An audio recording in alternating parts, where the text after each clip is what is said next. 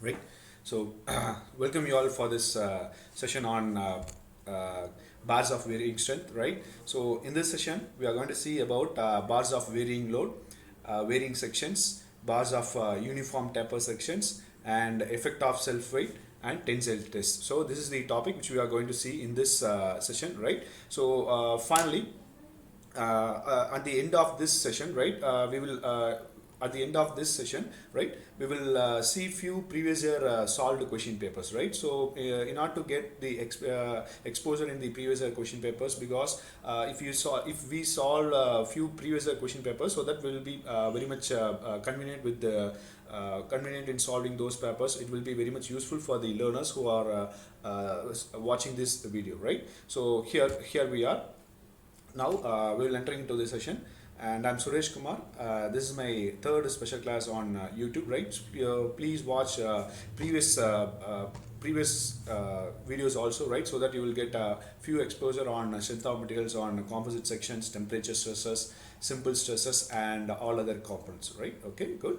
So I'm having 5 years of teaching experience on handling strength of materials, machine design and theory of machine papers. So here in this session we are going to completely see about the bars of uniform taper sections. Okay, right? Okay.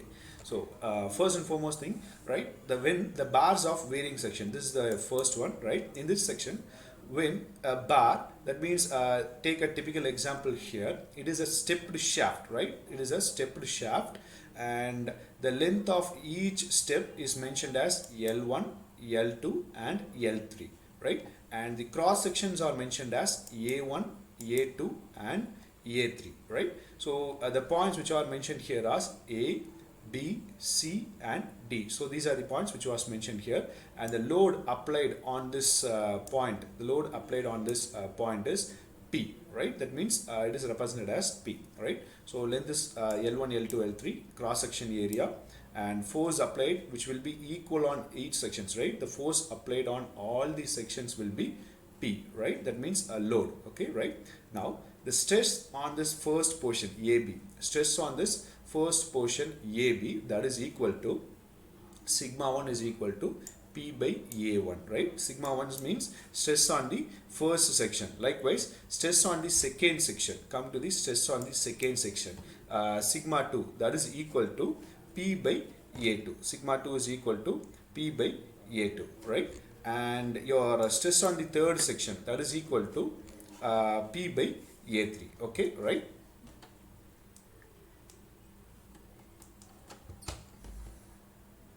Sigma 3, that is equal to P by A3. So that is the stress on the third section, that means C and D. Okay, right? So coming back here, your strains. What is the strain on all those each sections A, B, B, C and C, D, right? So strain on the portion AB, that is equal to E1, that means strain which is represented as E1, and equation which is derived from your Hooke's law, right? Based on the Hooke's law it was derived, right? And the strain on the second portion, strain on the portion second 2, that is equal to E2. So that is equal to sigma 2 by E, right? That is equal to sigma 2 by E. And strain on the third portion, that is equal to E3 is equal to sigma 3 by E. So all these equations which was taken from the your Hooke's law only, right? Okay, so now the change in length in the portion AB, okay, that means your total deformation, your deformation in the point AB, that is equal to del L1, that is equal to E1 L1. That means it is taken from your strain equation. Strain is equal to change in length by original length, so it was rearranged, and change in length in the portion AB is equal to E1 and L1, right? And change in length in the portion 2, that means your BC is equal to del 2. Likewise for the third section. Okay, right? So now coming back finally here, change in length, the total change in length in the bar. So that is what we need to do it, right? Total change in length in the bar, that is equal to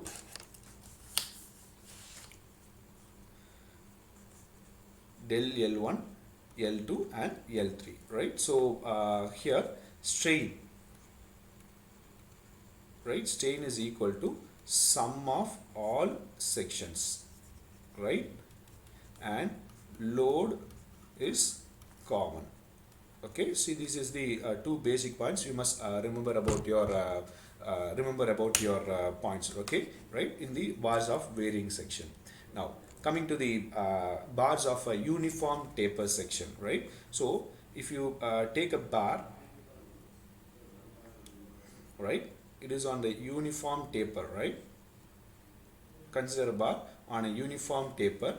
That means your larger end diameter is mentioned as D1 and smaller end diameter is mentioned as a D2, right? And this total distance that is mentioned as L, and load applied is P. Okay, right? So if this is the case for a circular rod, when your component is in the uniform taper, then your total deflection that can be found out by the formula 4PL by pi E D1 D2. Okay, 4PL divided by pi E1 E D1 D2. Right, now consider if it is a if this rod is in the there is no taper in this rod, so D1 is equal to D2. So substitute here, instead of D2, substitute the value of D1. That means consider as a diameter D.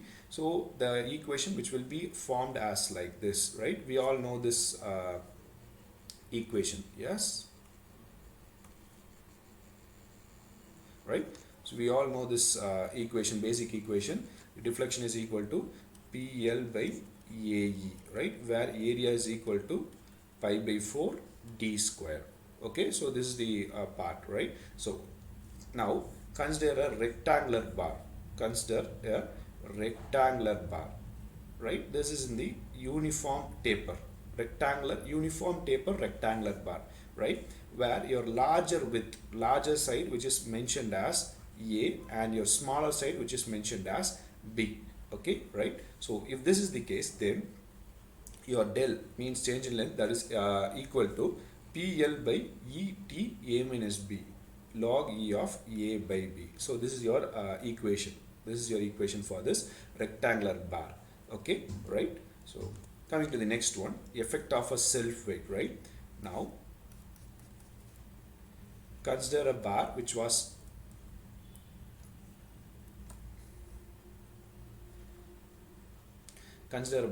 hanging on this wall, right? Where in this wall, right, a load, there is no external load which was acting in this bar, and take a section EX, right? Now you need to find the stress. You need to find the stress in this bar due to the self weight. Due to the self weight, you need to find the stress, right? So load on this bar is equal to specific weight of the material into volume of the bar. Specific weight of the material into volume of the bar up to the length. So here you see this is your L, small l, and this is your total length of the bar, right? So you need to find the stress on the bar.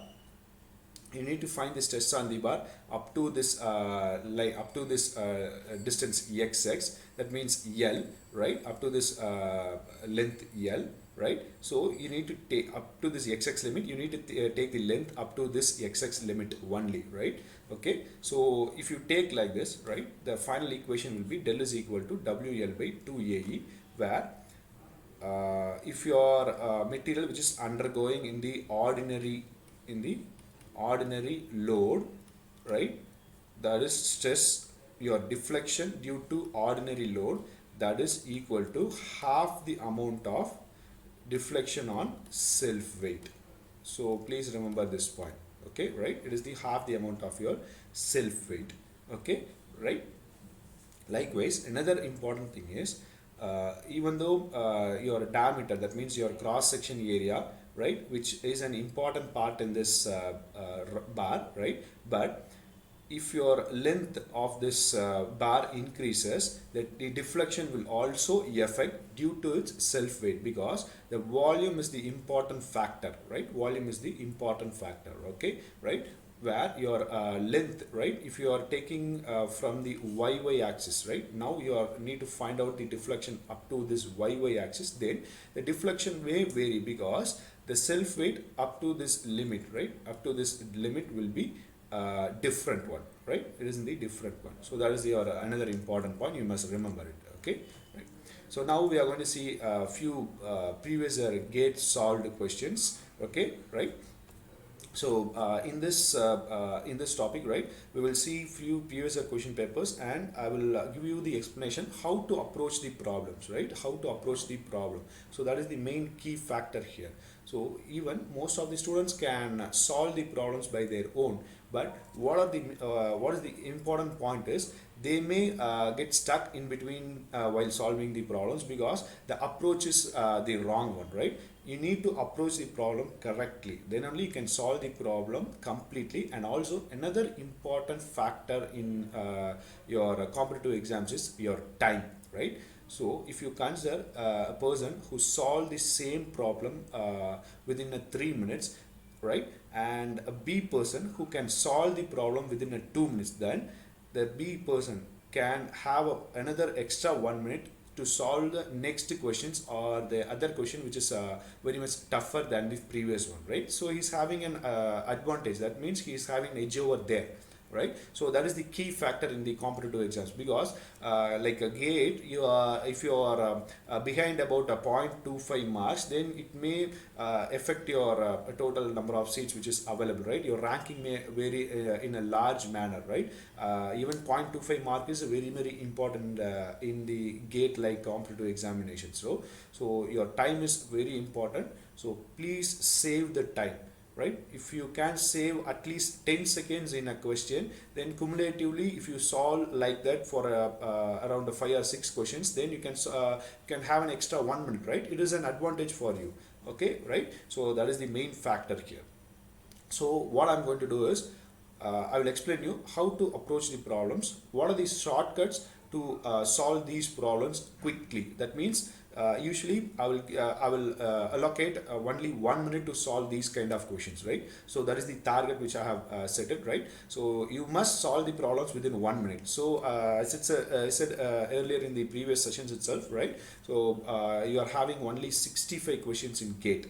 Okay, right? So in those 65 questions, right, 2 mark questions totally in the 2 mark questions are 35 questions, and 1 mark questions are 30 questions. Okay, right? So you see, if you are allocating 1 minute for each question, you can solve the questions very earlier itself, right? You can solve the questions very earlier itself, right? But few questions need more time, right? We cannot solve all the questions within 1 minute, right? So I can say you, at least out of 65 questions, at least you can solve 30 questions within 1 minute. At least you can solve 30 questions within 1 minute. So that is our target. Then remaining 35 questions, you may take 3 or 4 minutes itself. Okay, you are available that much of plenty of time to solve those questions, and even you are having the time to revise it. Okay, that is the key here, right? If you are getting time to revise your problems, then it will be an very much advantage. Okay, right? So if you are entering into the examination hall now, right, you are getting your question papers. That means your questions are visible. Then first read the questions thoroughly, right? That means if you are go through your questions, if you know the answer 100% sure, if you know the answer 100% sure, please mark the question. So don't skip it, right? Some students will do like that. They will just read the questions from top to bottom. That means they will read the 65 questions once in a while, and they will try to solve it again from the first one, right? Don't waste like that, right? Start from the first question, or else if you are familiar about the technical part, right, skip the come directly to the technical part. Or else if you are good in the mathematics, directly come to the mathematics. That means the questions of mathematics will be asked from 56 to 65. Okay, if you are good in mathematics, then you please switch directly to the mathematics, right? Or else come to the first question, read the first question. If you are familiar about the first question, if you are that means if you can answer the question and the answer is 100% correct, if you feel the answer is 100% correct, then mark the answer. Don't hesitate it. Okay, right? Now skip to the come to the next one. If you mark the answer correct for the first one, come to the second question and read the question, right? Now you are having doubt about the question, right? The answer. That means you are not 100% sure about answering that question. Then you can skip the question, right? Skip the question, go to the third one. That means what I'm trying to say is first thing, if you read the questions thoroughly from top to bottom, by reading the question, if you feel that you can answer the question within a minute, that means for reading a question it may take 10 or 20 seconds and you must answer the question in the next 40 seconds. Okay, if you feel that you can answer the question within next 40 seconds, answer it, or else skip to the next question. That is the main point I'm trying to say, right? If that is the case, then you can take the time up to 65 minutes to solve all these questions, right? Now you have taken 65 minutes to read all the questions, right? In that 65 questions, if you are good in your knowledge, then surely you can answer from 20 to 30 questions. Okay, you can answer 30 questions. Now you are having only 35 remaining 35 questions. So coming back to the questions which we have you have not answered, right? Now second round, in the second round, read the questions. That means first time if you are reading, then you will you may have some sort of a memory. That means in the first time reading itself, right? So what I will ask my students is, please erase that memory. That means if you are reading the question the first time, you cannot answer it, then please erase the memory. That means don't think too much about that question, because your perspective will be stored in your memory. Then if you are reading the question in the second time, surely the first perspective will come into your front face and it will direct to the wrong path only, right? So please erase that memory, then read the question freshly, right? Read the questions freshly. If you now you will get some sort of idea to solve the problem, right? Now make 2 minutes of time, right? Make 2 minutes of time. If you can solve the question within 2 minutes in the second round, then solve it, otherwise skip the question, right? If you do like this, out of 35 questions, surely you can solve from 15 to 20 questions. So totally now you can solve, you can give answers up to 50 questions, right? Solid 50 questions. So if you solve 50 questions, I think you are in the good amount of mark. Your score is in the above par mark, right? Above par mark, right? So that is the key factor here. Do it in the 2 rounds. First round it will take 65 minutes, and in the second round it will take around 70 minutes. So totally you can see you are you have spent 2 hours and 15 minutes to solve the problem, and now you are having around 15 questions. You are having 45 minutes. 15 questions, 45 minutes. It is, that means you are having 3 minutes for each question, right? You are having 3 minutes for each question. So now you can easily solve those questions. Give time. If you are not 100% sure about solving those questions, please don't answer it. That means it carries a negative mark. It may reduce your overall ranking. Don't do hunching, right? So if you are feel that you are 100% sure about solving the problems, then do it, or else don't solve it, or else don't go for it. Okay, right? Don't go for it. Please ensure about this. Please ensure about this point. Okay, good, right? So I think I have give you a few points about how to solve the problems in gate, how to act wisely in the gate questions, right? So now I'm going to solve the problems like that only. I will take just 1 minute to solve each questions, right? If you are having any doubts, please ask me then and there, right? Okay, good, right? Okay, so coming to the first question. Coming to the first question, here you can see the figure which is given below is a steel rod. Its cross section is given as a 25 mm square, and it is loaded at the 4 points. So K, L, M, N. So these are the 4 points. Okay, now the length of each bars are given 500 mm, 400 mm, and total this distance can be minus from this point. That means it is 800 mm. Here it is an 800 mm. Okay, right? So now loads on the each point which is given as 100 Newton, 250 Newton, 200 Newton and 50 Newton. So these are the points which was given here, right? And the smallest values of the steel material is given as 200 gigapascal, right? So you need to find the total change in length. Okay, right? So why I have added this question is, you see how much important this question is. 2004 IS 97 98 right? This is what the importance of this problem. So that is why I have added this question here. Okay, right? So now see how I'm solving it. First thing, what's the question? What is the question? Right? You need to find the total change in length. So what is the formula for change in length? Total change in length, that is equal to change in length of each section, sum of change in length of each sections. Okay, right? So this is your formula. Now coming back to the next one, write the individual equation PL by AE, right? Okay, PL by AE. Okay, right? Now here your length is varying and cross section is same, Young's modulus is same. Your cross section is same and Young's modulus is same. Okay, right? Right? This is right one. So I'm rewriting this equation as P1 L1 plus P2 L2 plus P3 L3 divided by AE, right? Okay, now here what is the P1 L1? So L1 I have already discussed you 500 400. Here by minusing it you can get the value of 800. Okay, right? You have find out the value of L1.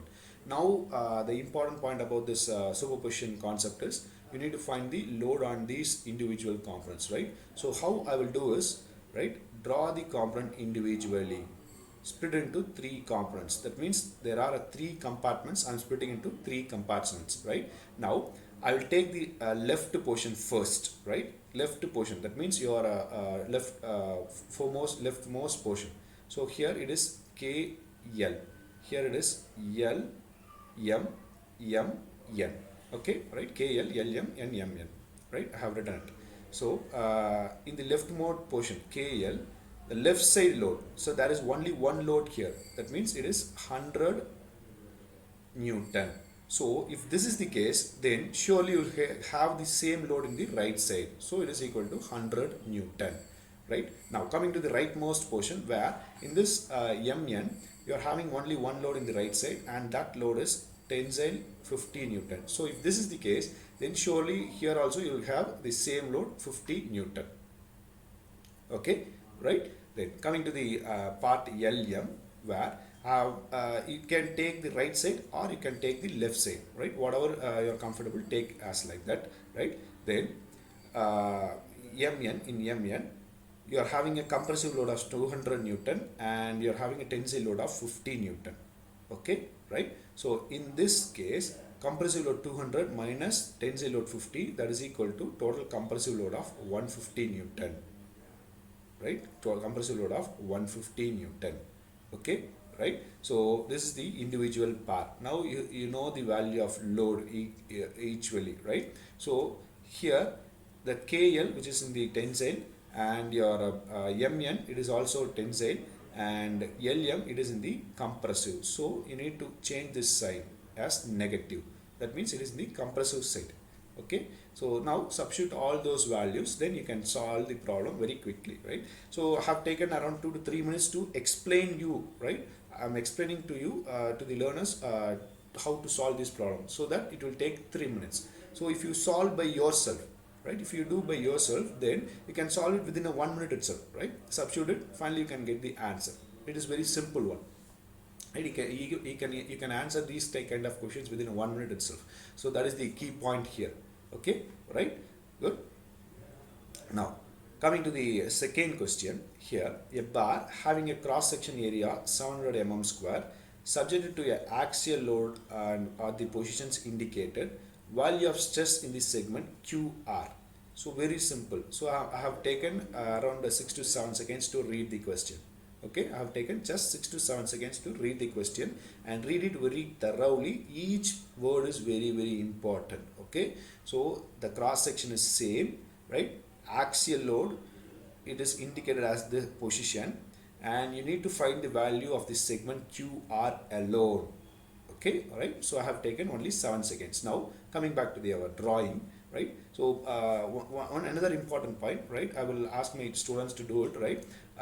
If you are reading the question, right, please try to make any kind of a schematic drawing or any kind of a graphical representation, right? If there is a possibility, please do it, because if you do a graphical representation, then the error percentage will be very much minimum, right? If you are not doing your graphical representation, then your error percentage will be more, right? That is the main factor here. Here you can see I have drawn three rectangles split into three types, and I have found out the individual loads. Right now I know the graphical representation here. I don't want I don't need I don't want to means remember these values in my mind. Right, if you are not representing here, and if you just remember by in your mind, right, if you are just remember in your mind, you may get confused in some time. That means if you are in a panic condition, if you are in the like in that stage, right, you may get panic, and you may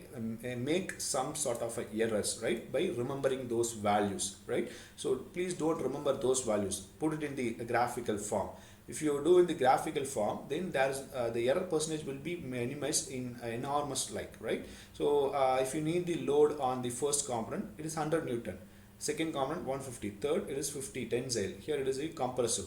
Very simple one, right. I don't want to remember these kind of values, right. If I do like that, then it may reflect in the some other means, that means it may reflect in the similar question which was asked in the same gate, right. So if you see, there are two questions here, right. If you assume that there are two questions which was asked like this, and if you remember these values, then if you now you are going to solve this problem, right.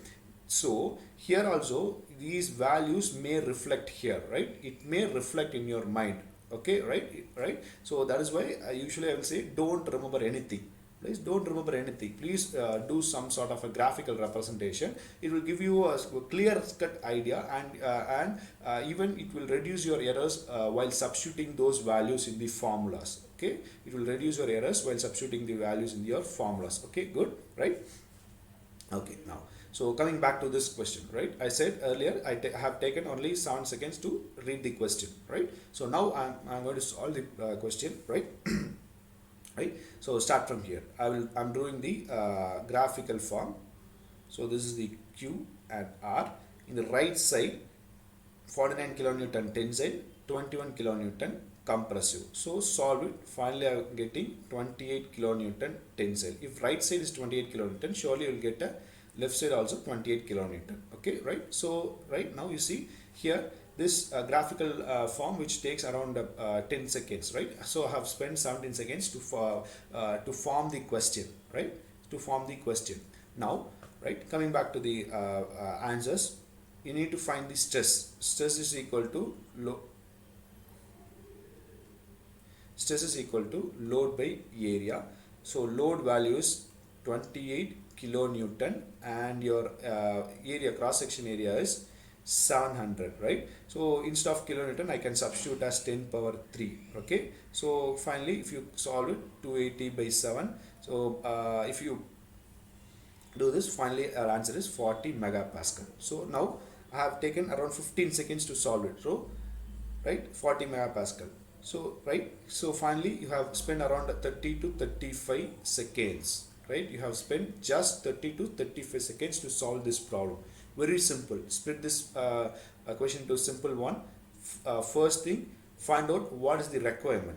Means what is the value you need to find out. Okay, first find the requirement. Second thing, whether all those required data are given and whether you can solve the problem. Right, find out that that thing. Right, then do your graphical form. Right, write down the formula, substitute the values, you can get the answer. Right, this question which takes just 30 to 35 seconds to solve it. Okay, good, right. So now we are moving to the next question. Okay, here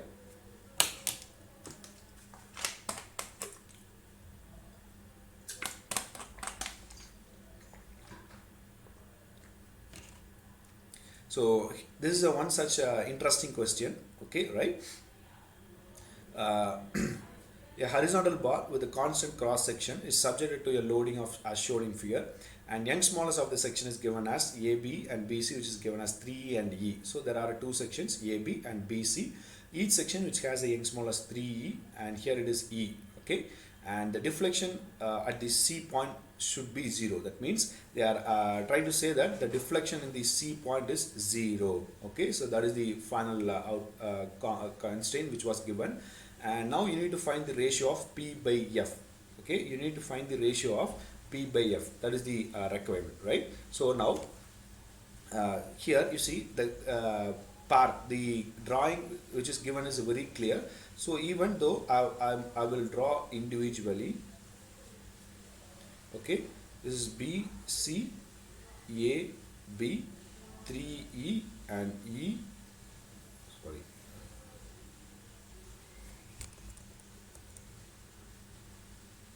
L, L, right? So here you see compressive load P minus your tensile load F, right? Then here you can see tensile load F. So here also surely you will get the tensile load of F. Here you can see the right side compressive P and tensile F. Okay, right? So you got it. So now form is your change in length in the AB section should be equal to change in length in the section BC. That means if you are having a tensile in the BC part, it may have a extension. That means it may stretch, right? It may stretch. So AB part which having the compression load, so it may tends to compress. Okay, so what the equation is, the compress on the AB must be equal to the stretch on the BC. So that is the equation here, right? So if you do like this, the equation is PL by AE. We all know the equation PL by AE. Here also PL by AE. So instead of the load in the AB part, the load is P minus F. P minus F into length divided by A into, instead of this your Young's modulus 3E. Okay, so here you can see the load is mentioned as F into the length is L, area into your Young's modulus is given as E, right? So now your length is common, area is common, E is common. Okay, all those parameters are common, right? Now I'm just rewriting this equation. That means P minus F is equal to 3F. So P is equal to 4F, right? So P by F is equal to 4, right? That is your answer here, right? Very simple, right? This question which takes beyond 1 minute, that means it takes around 2 minutes, maximum 2 minutes, or you see I have solved this question by 60 to 90 seconds itself, right? So it takes just like that. But what the important factor is, you need to understand the question. That is the key here, right? You need to understand the question. For the better understanding, you must draw some sort of a graphical form, right? That is what I'm trying to say. For a better understanding, surely you must make some sort of a graphical form that will give you a clear idea what to find out and what is the given in your question paper. Okay, right? Good, right.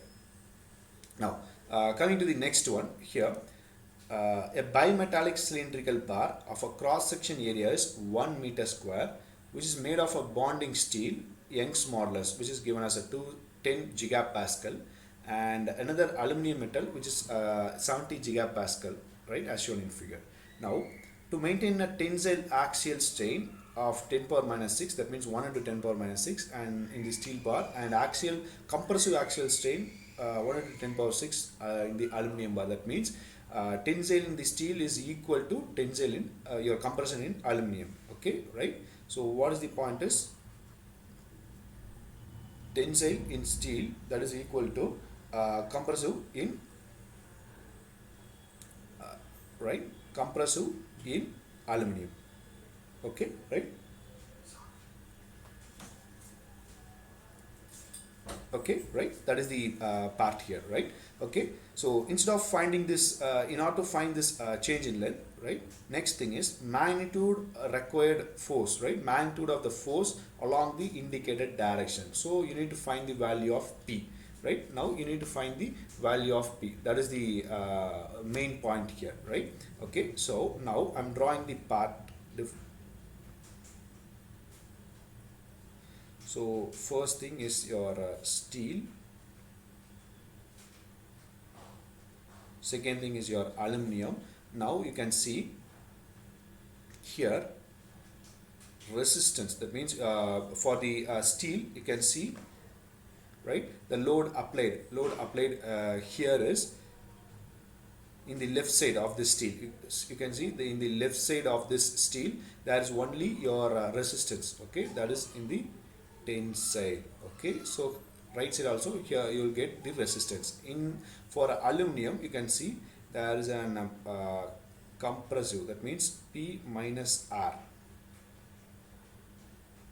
P minus R. So P is a compressive, resistance in the tensile. Okay, right? So that is the key here, right? So like your previous question, substitute the values, right? Substitute all those values. Finally, you can get the answer. That means 280 megapascal, 280 kilonewton. That is your answer for this question. Okay, right? Right. So next one. This is also another interesting question. Okay, right? So a rigid bar which is suspended by three rods, right? It is suspended by the three rods, right? And made of a same material. So all these three bars which is made of a same material, and the area and length of the central rod. So area of central rod is 3A and its length is L. While the two outer rods are 2A and 2L. That means, right, A means its area, L means its length, right? 2A and 2L. So downward force which is given as a 50 kilonewton, right, applied on this rigid bar. So you need to find the forces of central and outer bars. Okay, so that is the question here, right? Okay, so very simple one. So main point which I have discussed you in the first slide itself, right? That means your load will be shared by these members if these members are fixed in the parallel. So we have already seen in the previous session, that means in the composite sections itself, right? It is very similar to that, right? In the composite sections itself, we have already discussed it. Likewise, you can see, right? Load will be shared. Load is shared, right?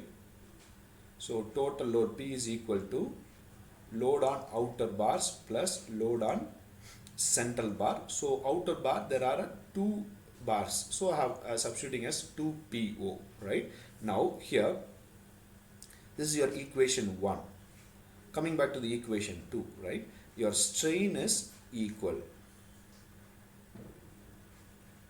Strain is equal. So now deflection on outer bars is equal to deflection on central bar. Okay, so this is equal to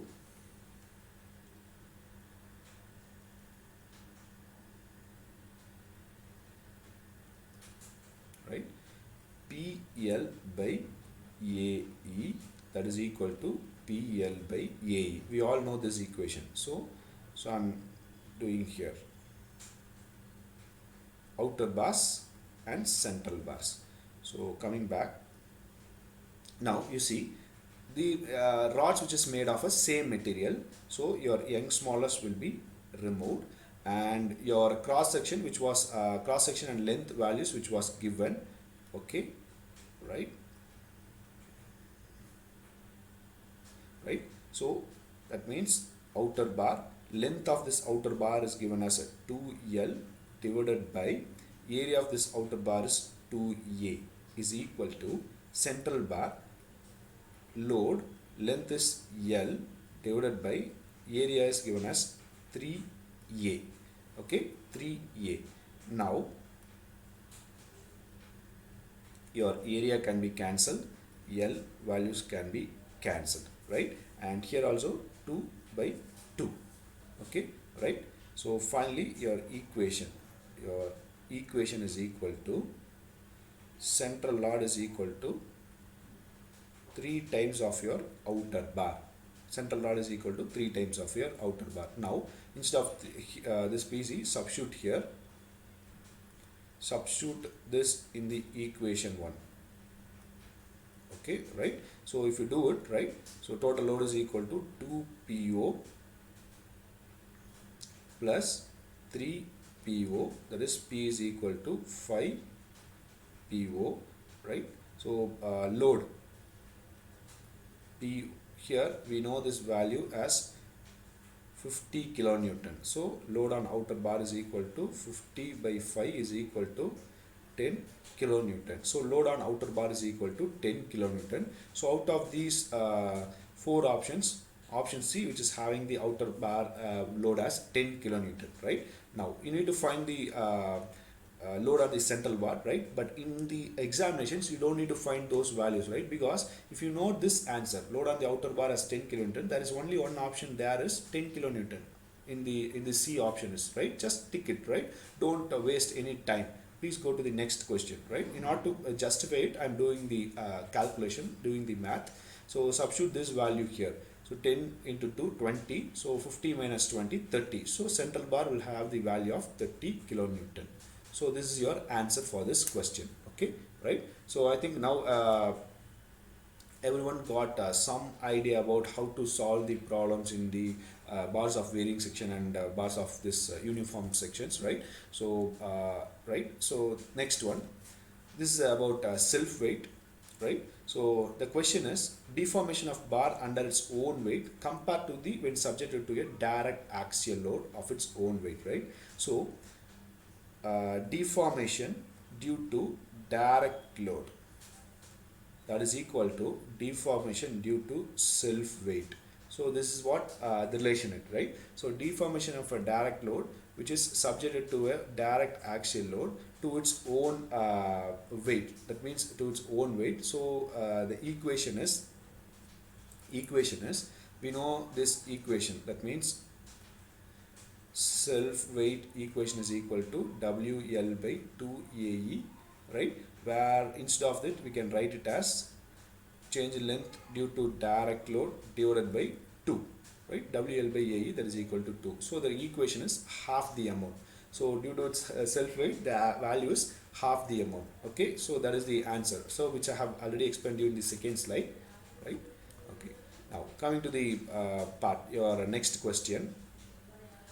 A rigid beam, negligible weight is supported, right? There is no weight, it is supported by a negligible weight in a horizontal position, and B, horizontal position B, two rods, steel and aluminum. So this is your steel rod and this is your aluminum rod, okay? And distance which is given as 2 meters and 1 meters. Cross section is given as 1 centimeter square and 2 centimeter square. And Young's modulus is given as a 200 gigapascal and 100 gigapascal. Okay, right? So load P is applied in this figure. If rigid beam maintains horizontal position, you need to maintain this in the horizontal position. So what will be the statement which was given?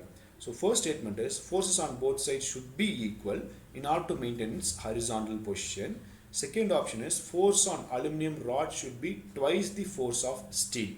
Force on aluminum is twice the force of steel. So that is your second option in order to maintain the bar in the horizontal position.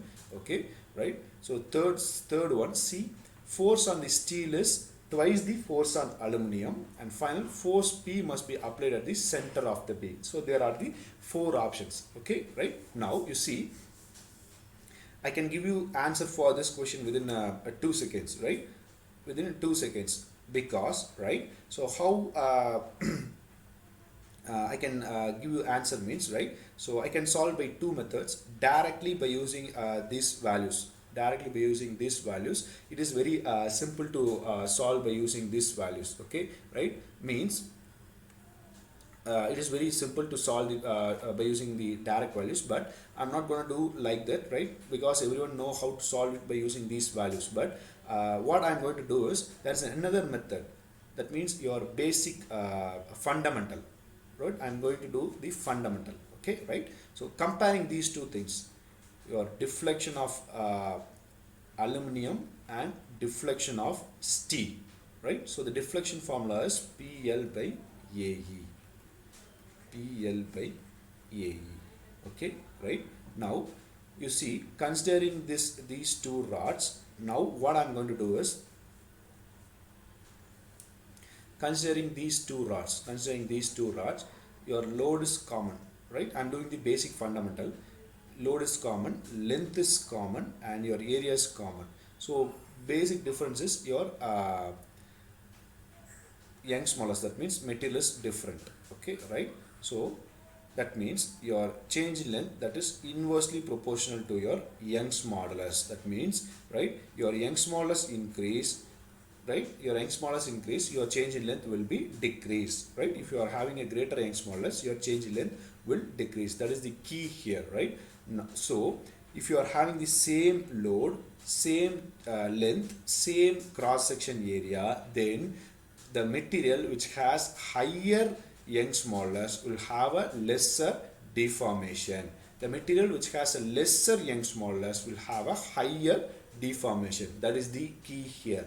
Now coming back to this question, one element is the aluminum, another element is your steel, where aluminum has lesser Young's modulus, right? It has a lesser Young's modulus, so it will have a higher deformation, and your steel which has a higher Young's modulus, so it will have a lesser deformation. So that is the main point you must remember, right? Now coming back to this problem, right? If you know this fundamental, then you can solve it very quickly, right? So here you see length is twice in the steel and area is twice in the aluminum, right? Length is twice in the steel and area is twice in the aluminum. So here if you are using like this, right, here steel, it is length is 2, area is 1, but here your length of this, sorry, for aluminum 1 and 2 is 2 and 1.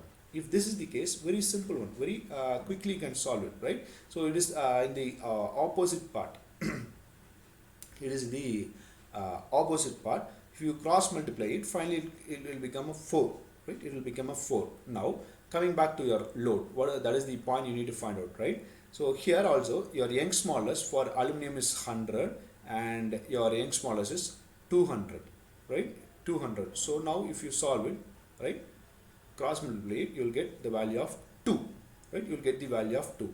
So load on aluminum divided by 2 is equal to load on steel, right? So aluminum should have load twice of steel. Aluminum should have a load twice of steel in order to maintain its horizontal position. So aluminum rod is twice of the force of your steel in order to maintain the horizontal position. Now what I am trying to say is, right, I will solve it once again within 30 seconds, right? Before solving it, I am assuming that you know this basic thing. That means aluminum has a lesser Young's modulus, so it will deflect more, and steel has a higher Young's modulus, so it will deflect less. So you need to remember it, right? Now I am doing the math once again here. Deflection of aluminum is equal to deflection of steel, right? So PA LA by EA, that is equal to PS LS by AS ES, right? Where length, that is length of aluminum is 1 and your area is 2, Young's modulus is 100, right? Where steel is equal to length is 2, area is 1 and your Young's modulus is 200. 2. So PA is equal to 2 times of PS. Very simple. You see, I have solved it within 30 seconds, right? I can solve it within the 30 seconds. So that is the key factor here. Okay, right? You got it? Yeah.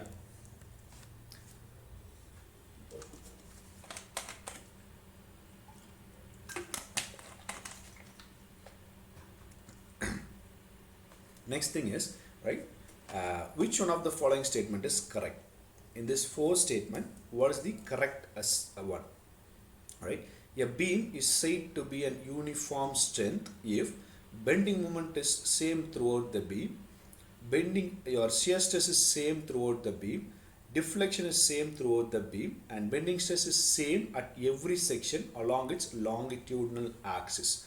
So now you see the bending moment, right? So if you take a beam and if you calculate the bending moment, right? Now for example, I'm taking a cantilever beam, right? Cantilever beam, and its length is given as L and load is given as P, right? Now you need to find your bending moment. So the bending moment can be calculated by P into L.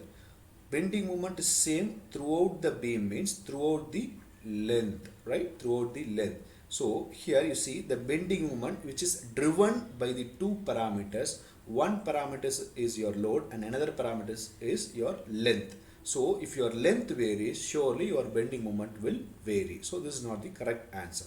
So coming to your shear stress, right? Shear stress, right? So coming to your shear stress equation, where in this shear stress equation, where the load which acting and the length also, where in the shear stress equation your length is also another important factor. So your length varies, shear stress will also varies, that means your load will vary. So that is why I said, right, yes, this is also the wrong one. So coming back to your deflection, deflection is same throughout the beam. It is not at all possible because based on your fixed end, the deflection may vary. That means if you are having a fixed end, the deflection means your y is equal to 0, where here your y is equal to maximum, right? If you take a simply supported beam, right, where at the midpoint you'll have your maximum deflection, where your fixed point you'll have the 0, that means your minimum deflection, right? So like that, your deflection will vary based on its length. That means your length varies, deflection will also vary because of the fixed points. So this is also the wrong one. So coming to the last option, the bending stress is same at every section along its longitudinal axis, right? So what is the important point about your bending stress is, right, bending moment by section modulus, okay, right? So once you find your bending moment, right, if you every section along its longitudinal axis, right? So if you take any sections, right, any sections in this beam, your total bending moment will be common, right? It is already calculated, and your section modulus, that means Z value, will also same, right? If it is a uniform bar, then if uniform beam, then your section modulus will also be same. So your bending stress will be same throughout its longitudinal axis. So this is your correct answer. So in order to do this, right, you need to apply your mind. If you know the fundamental, then you can solve you can answer this type of a question within around 20 to 30 seconds itself, right? Just read it thoroughly, calmly, right? Bending moment throughout the beam, that means they are representing the length, so it is not at all possible. Likewise, shear stress is also not at all possible, and like your deflection, it is also not at all possible. So only option is your bending stress, right? Good. So coming to the sixth one, which one of the statement is correct? Beams of a uniform strength varying in section. If you are having a uniform strength varying in section, so bending moment remains constant, deflection remains constant, shear force remains constant, bending stress remains constant. So here you see, I have already explained you. For the previous question paper. This two questions which was asked in the consecutive years, right? So like previous one, bending moment is not at all possible. Deflection is also not at all possible. Shear stress is also not at all possible. Only option is your maximum bending stress, right? So which we have already discussed in the previous one. 5 and 6 very similar question, right? The question which was asked in the different manner. That is the difference here. Okay, right? Okay. Coming to the seventh one, right? Bolt of a uniform strength shank diameter. Uniform strength shank diameter is equal to. So consider a bolt which was manufactured and your shank diameter that is equal to, that is your question, right? So the options which was given as major diameter of thread, minor diameter of thread, pitch diameter, nominal diameter. So these are the 4 options which was given, right? So if you take a bolt, right,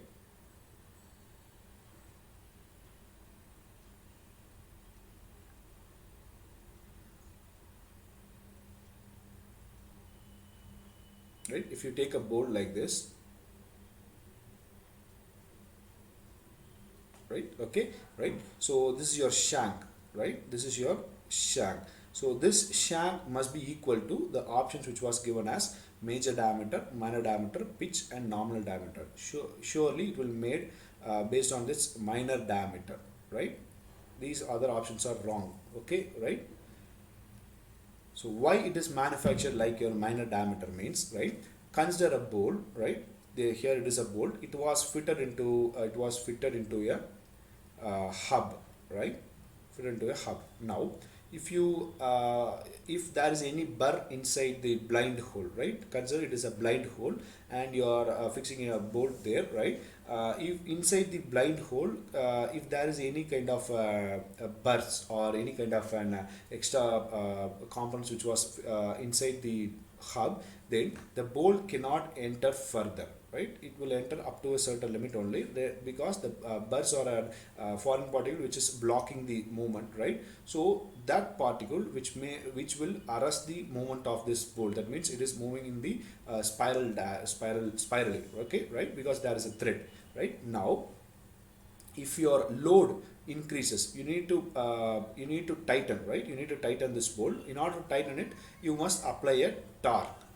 You will apply a torque, right? So if your torque exceeds the limit, if your torque exceeds the limit of this safe limit of this bolt, then the exact point where this bolt fail is your shank, right? Exactly at the shank the bolt will fail, right? Why such that the bolts are designed means, if your bolt which was failed exactly at the shank, that means the head is the bolt is split into two half, that means head is your one part and remaining part is the second one, right? If your bolt which was failed exactly at the shank, right, then if that is the condition, you can easily remove your bolt, right, by using some sort of a tools. You can easily remove this bolt by, even though it is a difficult one, but you can remove it, comparing to where if your bolt which failed, if a bolt which was failed here, consider if a bolt which was failed here, then it will be bit more difficult to remove this broken section, right? It is bit difficult to remove this broken section. So in order to avoid this, the shank is made as the minimum diameter, that means it is equal to your minor diameter, because in this thread minor diameter is the minimum, right? This is the minimum one, okay, right? So beyond this there is no any diameters, right? This is the minimum one. So the shank is made such that it is the minimum one, right? Now consider a torque which was applied in this bolt. So the cross section area where the minimum load acts is your shank, right? This is your weaker point in the bolt. So because it is made purposely, that shank is your weaker point. The bolt is manufactured such that your shank is your weaker point, right? That is how the bolt is manufactured, okay? Because you need to fail exactly at this point if your load exceeds the safe limit. So it will be very much easier to remove this remaining bolt material compared to the broken like this, right? Broken like this material, okay? That is the important point here, okay, right? Next one, here you see a bolt of uniform strength can be developed by keeping the core diameter of thread equal to the diameter of unthreaded portion, okay? Keeping the core diameter of thread equal to the diameter of unthreaded portion. Here this question also, which is very similar to the previous one, right? Because unthreaded portion, it is mentioned as your shank, because shank is the only point where you'll get the unthreaded portion. Remaining portions you will get a thread and heads, right? So head is not considered here, right? So unthreaded portion is your shank.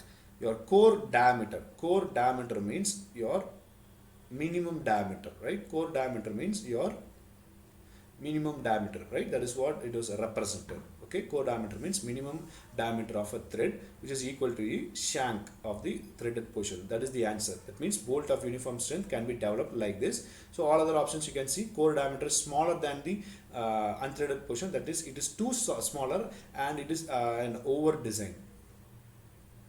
It is called as a over design. And keeping the nominal diameter of a thread equal to the diameter of unthreaded portion, that means your normal diameter which is higher than your core diameter, that means your addendum means denudum diameter, right? If that is the case, then the bolt may fail at any point of this thread. That means you can see the minor diameter, it may fail at any point of this, right? So if you do your normal diameter, right? And next is one end is fixed, other end is free. So this is the wrong one. All others are wrong one. The correct answer is first. A is the correct answer, right? Coming to the ninth one, a bolt uniform strength. Your uniform strength can be done by nominal diameter of thread equal to diameter of shank. This is the wrong one. Nominal diameter of thread larger than the diameter of shank. Nominal diameter thread is lesser than the diameter of shank. Core diameter thread is equal to the diameter of shank. This is the correct option, right? So which I have already given you correct explanations, right? I have already given you the explanations about this bolt design, right? So that is how your bolt can be manufactured. That means as your shank is your fail, means shank is your weaker part. If you design like that, then your shank will fail, right? If your shank is fail, right, then you can remove the remaining broken parts very easily by using some sort of a manner, or else it is very difficult to remove the broken elements, right? So this is how your parts is, right. I think everyone got some idea about this bars of uniform strength, so that we have solved around 10 to 15 questions here, right? So if you like this video, please share to your friends so that they can also benefited by using these videos, right? And again, if you need to see more videos like this, come to the Unacademy app. So like my page, right, you can see more videos like this. That means I have already taken the strength of materials subject, right, course there. So please watch all the courses, then you can get more ideas. You can crack the gate very easy, right? So thank you for watching this video, right? uh, Please like the video and share to your friends.